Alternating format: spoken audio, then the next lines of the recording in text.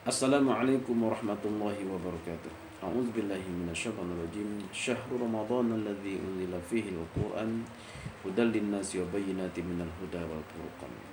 Di bulan suci Ramadan itu Allah turunkan Al-Qur'an sebagai petunjuk bagi manusia dan menjelaskan tentang isi petunjuk tersebut, dan Al-Qur'an juga sebagai pembeda antara yang hak dengan yang batil. Surah Al-Baqarah ayat 185.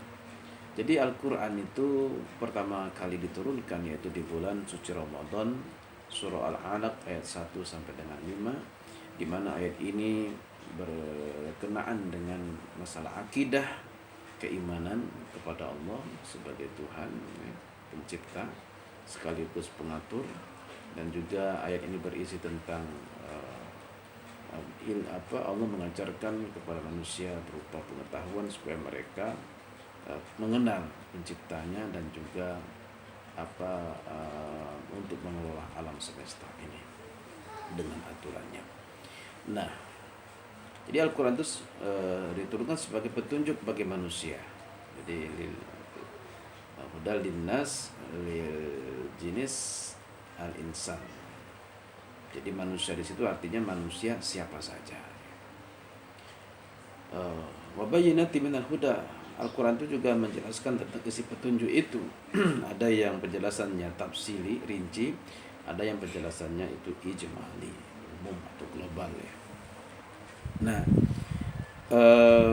kalau tidak dijelaskan secara rinci, maka biasanya ada penjelasannya atau aplikasi dari ajaran Quran itu ada pada sunnah Nabi, ada pada perbuatan Nabi.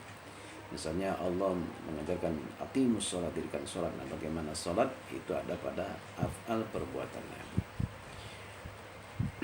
Nah, di dalam Al-Quran itu kita diperintahkan untuk ati'ullaha wa ati'ur rasul.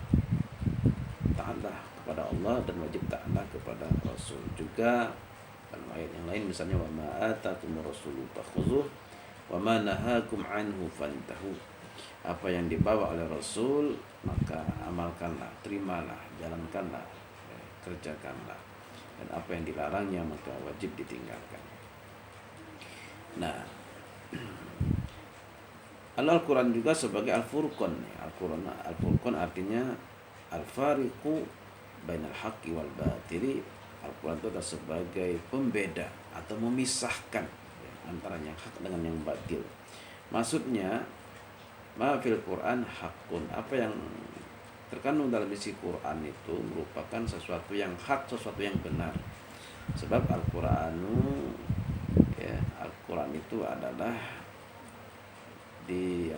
diturunkan oleh Allah Subhanahu wa taala. Al-Quran itu berasal dari Allah Subhanahu wa taala. Maka petunjuknya ini wajib kita ikuti. Kenapa? Itu artinya sama saja dengan kita mengikuti petunjuk Allah. Nah, jadi Al-Quran ini adalah sebagai sumber hukum bagi umat Islam. Lalu penjelasan isi Quran ini kadang ada pada hadis Nabi. Lalu penjelasan lagi secara detil-detilnya lagi itu kadang-kadang ada pada ijtihadnya ulama. Misalnya Al-Quran bicara aqimus sholat, dirikanlah sholat. Nah, bagaimana cara sholat? Lihat prakteknya Rasulullah. Lalu ulama nanti merumuskan lagi, ini syarat sah sholat itu apa saja, rukun sholat itu apa saja. Nah, ini merupakan satu kesatuan ya, yang bersambungan ya, yang merupakan penjelasan. Nah, jadi Al-Quran itu mengandung petunjuk manusia, mengandung petunjuk bagi manusia yang wajib kita sebagai orang beriman itu mengikutinya. Karena apa yang di dalam Al-Quran tadi adalah sesuatu yang benar, sesuatu yang hak dari Allah yang wajib kita taati. Dan itu berbahaya apabila kita tidak mengikutinya, karena petunjuknya di luar Quran atau petunjuk manusia atau konsep-konsep yang dibuat oleh manusia itu belum tentu sejalan dengan isi Al-Quran, belum tentu sejalan dengan ajaran Islam, syariat Islam. Ya, contoh, menurut sebagian orang kalau buka aurat itu tidak apa-apa. Itu kan kalau penilaian manusia ada apa-apa. Tapi kalau penilaian hukum Allah, penilaian Al-Quran, ya, itu menutup aurat merupakan kewajiban. Kewajiban ya, bagi setiap ya, umat Islam itu terutama. Ya. Ya. Kalau umat yang lain tentu tidak boleh menampakkan auratnya dalam aurat yang besar, walaupun dia tidak diwajibkan berjilbab, tidak diwajibkan itu berkerudung kalau itu perempuan, ya. Tapi tidak boleh menampakkan aurat yang besar. Nanti pakai cawat saja umpama di muka umumnya haram, ini melanggar. Ya, dalam pelanggaran umum berlaku hukum umum dalam Islam. Nah, jadi dalam Al-Quran itu misalnya kan diperintahkan kita wajib mentaati Allah dan Rasulnya. Misalnya Rasulullah itu menjelaskan tentang apa syuraka'un nas bisalasin, hak serikat, hak bersama bagi manusia itu ada dalam 3 hal: alma wal kala wan nar. Alma air, kala itu padang gembalaan atau hutan, nar itu api. Nah, juga dalam bahasa lain itu dirumuskan menjadi milkiyatul ammah, kepemilikan umum. Termasuk kepemilikan umum dalam hukum syariat Islam itu di dalamnya juga adalah seluruh isi perut bumi.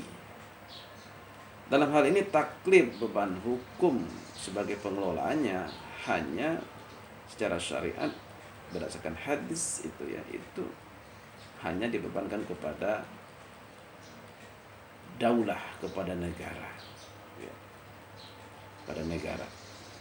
Lalu hasilnya dikembalikan kepada umum, kepada pelayanan umum. Maka disitulah nanti, ya, jangan heran kalau seluruh kekayaan alam ini, minyak, gas, batu bara, emas, ya, tambang, tembaga, timah, dan lain sebagainya itu, kalau itu hanya dikelola oleh negara dan tidak boleh dikelola oleh yang punya uang atau pemilik modal, karena tadi tidak boleh. Dia kalau dikelola oleh pemilik modal berarti merampas hak umum, merampas hak orang banyak, ya haram hukumnya.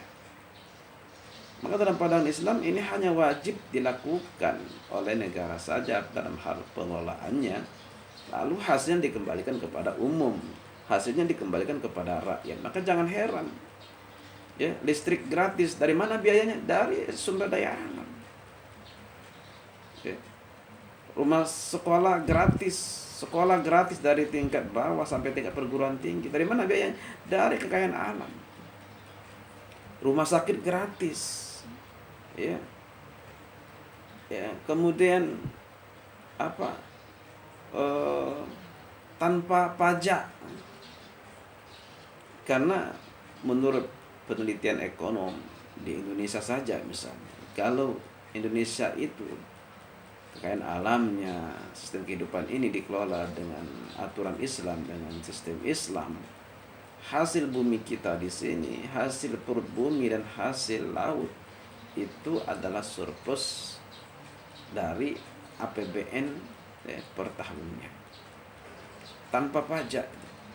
Nah, bayangkan, maka ketika itu luar biasa yang terjadi, kesejahteraan yang dirasakan oleh masyarakat. Listrik gratis, air gratis, sekolah gratis, kuliah gratis, berobat di rumah sakit gratis, ya, kemana-mana bawa motor tanpa takut lagi dengan polisi. Nah, ini luar biasa, ya. Kalau kekayaan alam kita hanya negara saja yang mengelolanya tanpa terlibat pemilik modal asing maupun asing itu, atau pemilik modal dalam negeri yang mereka telah menguruk selama ini batu bara kita, minyak kita, gas kita, dan lain sebagainya, dan itu merupakan kezaliman. Maka negeri ini akan sejahtera kalau ngerti hukum Islam dan mengembalikan cara pengelolaannya dengan cara Islam. Itulah yang dikatakan Islam rahmatan lil alamin, menjadi rahmat bagi semesta alam, yang merasakan keberkahannya, keindahannya, kedamaiannya, ya kebaikannya bukan hanya oleh umat Islam tapi juga umat yang lain. Masya Allah. Maka inilah hebatnya Islam kalau diterapkan. Maka wajiblah kita mengikuti petunjuk Al-Quran, ya, karena petunjuk Al-Quran ini adalah petunjuk yang benar berasal dari Allah Subhanahu wa Ta'ala. Tentu dalam hal ini mengikuti petunjuk Al-Quran artinya mengikuti ajaran Islam, mengikuti hukum-hukum Islam, mengikuti syariat Islam yang semuanya itu bersumber kepada rujukan yang pertama Al-Quran. Kalaupun tidak ada dalam Al-Quran, rujukan yang kedua ada dalam sunnah atau hadis. Lalu rujukan yang ketiga ada dalam ijma'us sahabah.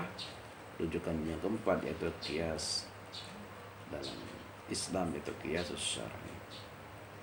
Insyaallah negeri ini akan baik, bagus, sejahtera, ya, dan akan mendapatkan pahala yang berluar biasa di dunia, berkah, balatun thayyibatun warabun ghafur. Di akhir kita dimudahkan oleh Allah masuk surga karena mengamalkan Islam, karena mengikuti Al-Quran. Demikianlah, barakallahu wallahu a'lam bishawab. Wassalamualaikum warahmatullahi wabarakatuh.